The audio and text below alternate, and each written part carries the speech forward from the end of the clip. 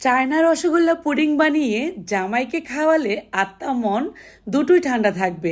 প্রচণ্ড এই গরমে যদি একবার এই পুডিং বানিয়ে খাওয়াতে পারেন, পরিবারের সকলের মনই খুশিতে ভরপুর থাকবে। আজকে তৈরি হবে রসগোল্লা পুডিং। এই পুডিং তৈরি করা খুবই সহজ। চায়না যেতে হবে না এই পুডিং খাওয়ার জন্য। বাংলাদেশে প্রচণ্ড গরমে আপনি বানিয়ে খাইয়ে সবাইকে ঠান্ডা করে দিতে পারবেন। 1/2 লিটার করে 1 লিটার দুধ জাল করে নিচ্ছি। আজকের এই পুডিংয়ের জন্য লাগবে। একটা বলক উঠিয়ে নেব শুধু। তারপরে এর মধ্যে 2 টেবিল চামচ পরিমাণ পানিতে আমি সিরকা দিয়ে দিব। আমি একটা ছোট সাইজের গ্লাসে পানি নিয়ে নিলাম, আপনাদেরকে শুধু বোঝানোর সুবিধার্থে। যতটুকু পানি নিলাম ততটুকু আমি সিরকা নিলাম। এটা হচ্ছে ভিনেগার আর পানি সমান সমান নিয়ে এবার আমি গরম দুধে ছেড়ে দিচ্ছি। দুধটা কিন্তু একবার শুধু বলক উঠিয়ে চুলার হিট একদমই লো করে দিয়েছি। বলক উঠানোর দরকার নেই। উপর থেকে সবটুকু সিরকার পানি দিয়ে দিলাম।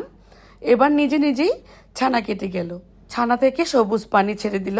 ঠিক এই পর্যায়ে আমি একটা ছাঁকনি চামচের মাধ্যমে ছানাটা নামিয়ে নিচ্ছি। এখানে 1 লিটার দুধে কিন্তু বেশ খানিকটা ছানা হয়েছে।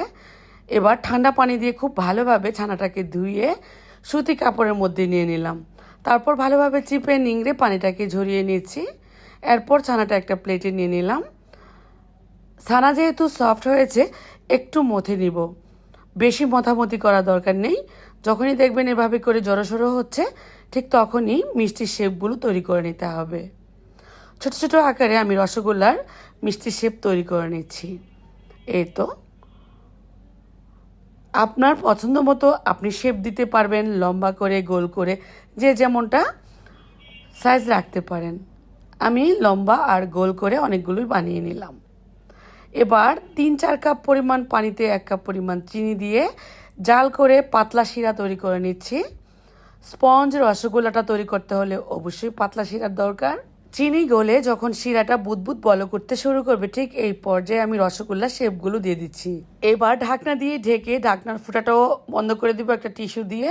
মিডিয়ামের চেয়ে একটু বেশি জাল রেখে বলক উঠাতে থাকবো ঠিক 8 থেকে 10 মিনিটের মতো। আমি কিন্তু একটু স্কিপ করি নাই, সম্পূর্ণটা ভিডিও আমি রেখেছি শুধু আপনারা দেখার জন্য কতটা ফুলেছে। আর এই হাঁড়িতে ধরে একটু দুলালেই কিন্তু এই রসগোল্লা শেপগুলো অনেকটা ফুলবে। চুলা অফ করে দিলাম ঠিক 8 মিনিট পর। যেহেতু ছানাটা সফট হয়েছে বেশি সময় লাগে না এই রসগোল্লা তৈরি করতে। এবার আমি রসগোল্লাগুলো নামিয়ে একটা সার্ভিং ডিশের মধ্যে নিয়ে নিচ্ছি। কিছুটা পরিমাণ শিরা রাখবো, শিরার মধ্যে ডুবিয়ে রেখে দিচ্ছি। তারপর অনেকটা শিরা যেহেতু এখানে আছে সেই শিরাটাকেই কাজে লাগাবো পুডিং তৈরি করার জন্য। অনেকে আমরা এই পাতলা শিরাটাকে ফেলে দেই, খেতে পারি না। সেক্ষেত্রে কিন্তু আমরা পুডিংটাকে বানিয়ে কাজে লাগিয়ে দিতে পারি। যারা মিষ্টি লাভার তারা কিন্তু অনেক বেশি পছন্দ করবেন। স্পঞ্জ মিষ্টিটা দেখবেন যেমন ঠিক জায়গা মতো চলে আসে চাপ দেওয়ার পরও পারফেক্ট রসগোল্লা হয়েছে। স্পঞ্জ রসগোল্লা টুইটুম্বুর রসে। তো এবার আমি এটাকে রসে ডুবিয়ে রেখে চলে যাব বাকি রসটাকে কাজে লাগানোর জন্য।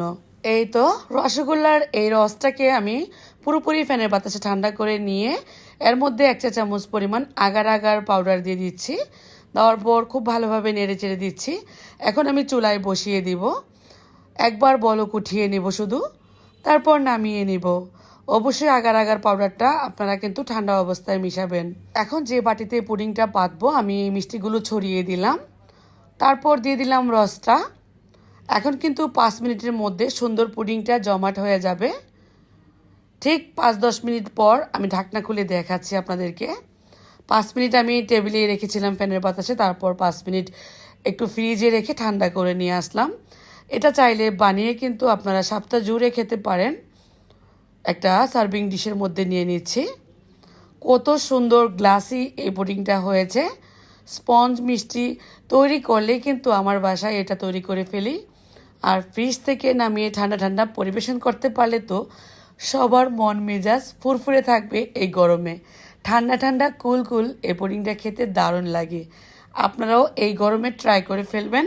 আর নিজের হাজবেন্ডের মন বা মাথাটা ঠান্ডা রাখার জন্য অবশ্যই খাইয়ে দিবেন। রেসিপিটি ভালো লাগলে শেয়ার করে দিবেন। সবাই ভালো থাকবেন, সুস্থ থাকবেন। আল্লাহ হাফেজ।